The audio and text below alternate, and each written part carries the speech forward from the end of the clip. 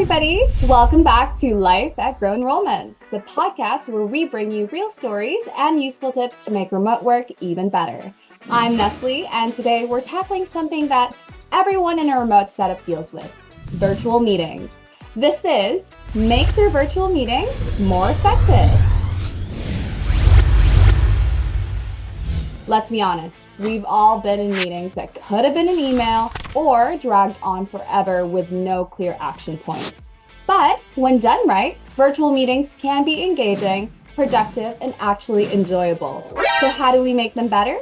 To help us answer that question, we've got the amazing Tee, who has mastered the art of running and participating in effective virtual meetings. Tee, welcome to the show. How are you today? Hi, Nestle. That intro is far too kind, but yeah, virtual meetings are a huge part of remote work, so making them effective is a game changer. I absolutely agree. But before we jump in, let's warm up with a quick fast talk, okay? Just answer with the first thing that comes to your mind. Are you ready? Ready? Okay, camera on or camera off? Camera on. Okay, I respect that. Background blur or virtual background? Virtual background. Biggest pet peeve in virtual meetings? Silent participants who don't engage. I agree. Best time for a meeting, morning or afternoon? Morning meetings. I agree. Morning meeting, so it's like you're still fresh. The coffee effect is still there. Definitely agree. One last thing. One thing every virtual meeting needs. Meeting flow or outline, agenda. It's very Awesome. important. Love those answers. I absolutely agree as well. And it's a very important topic we're going to talk about today. Meeting flow, outline, agenda. It just gives virtual meetings a direction. We're not just jumping on a call and not really knowing what to do. But now that we've warmed up, are you ready? Let's get into today's topic. Let's start with real talk. Now, Tee, why do you think virtual meetings often feel inefficient or draining? I think it's because many people treat them like in-person meetings, but they're totally different.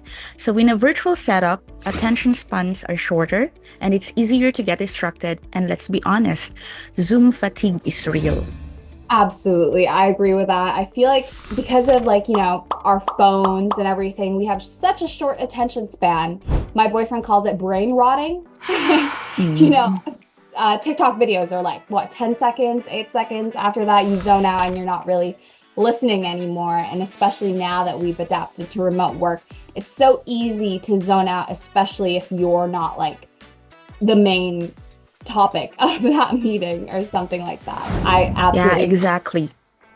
People just show up, talk in circles, and leave with no action items. True. That's why planning is everything. So a meeting without structure, it's just a time waster. Absolutely. And especially, working remotely, you want to be very aware of every kind of like time blocking, right? We talked about it in our previous episode. Time blocking is very important. So sometimes when you have a meeting that could have just been an email, just makes you so tired already, not looking forward to it. Have you been in a lot of those in the past? Yes, I do. They make you so sleepy. Okay, so let's talk about what needs to happen before a meeting to make it successful. What's your take on that? Yeah. So first, ask yourself, do we really need a meeting? And if it's just a quick update, so maybe a Slack message or email might be enough. But if you do need a meeting, make sure to, number one, set a clear agenda. So what's your goal? Invite only the right people, because too many attendees equates to longer discussions, less engagement, and decision-making delays.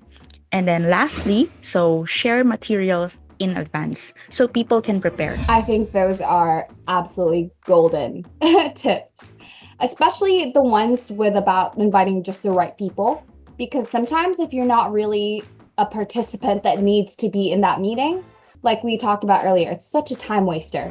And it's like, why did I just sit there for half an hour and it wasn't even like relevant to me, right? Time is gold. Right. We can't waste that. And I also think that setting expectations is also key. Like, Is it a decision-making meeting, a brainstorming session, or just a status update? So I Yeah. think it's very important to set expectations. Absolutely. So when people understand the goal up front, they come prepared, engaged, and ready to add value. Now that we've set up the meeting properly, how do we run it so it's engaging and effective? A few simple things can make a meeting more engaging and effective. So, number one, always start on time and on time.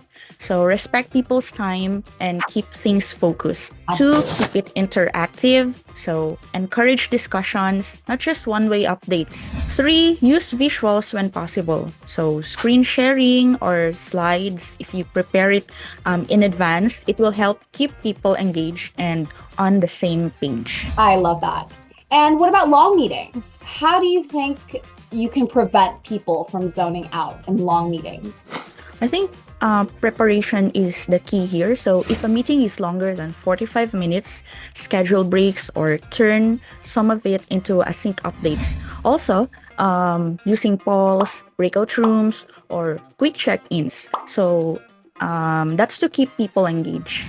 Absolutely. I love that because we adapt to remote work. It's very different from in-person work. And like we talked about earlier, these remote meetings are so different to in-person meetings, and we're very likely to zone out more, especially if it's run too long. And I feel like it loses its purpose. What do you think? Like if you have a meeting, a very important one for 1 hour, and you just dump it all in 1 hour, I feel like people are going to be too overwhelmed and they're not going to be the best version of themselves to absorb all that information anyways, right? So Yeah, it's not going to be productive. absolutely agree. One of my biggest pet peeves is when a meeting ends and no one knows what's next. How do you propose we fix this? Oh, that's the worst. So every meeting should end with number one, action items. So who's doing what? Deadlines, if possible. When is it due? So that it's clear. And then follow-ups. So what are going to be the next steps, or when are we going to schedule the next meeting if needed? Yes, I also like to ask at the end, does everyone know what they need to do next, just to make sure nothing is lost? So yeah, that makes sure that your meeting actually had a purpose and gives direction to the participants, right? Okay, now let's talk tech. What are some of your favorite tools for making virtual meetings better? I love using mainly Google applications. So we have Google Docs, Google Sheets, Slides for shared agendas and notes, FigJam for brainstorming and collaboration. That's where we usually do our icebreakers, our retrospective, and then Loom app for async video updates to avoid unnecessary meetings.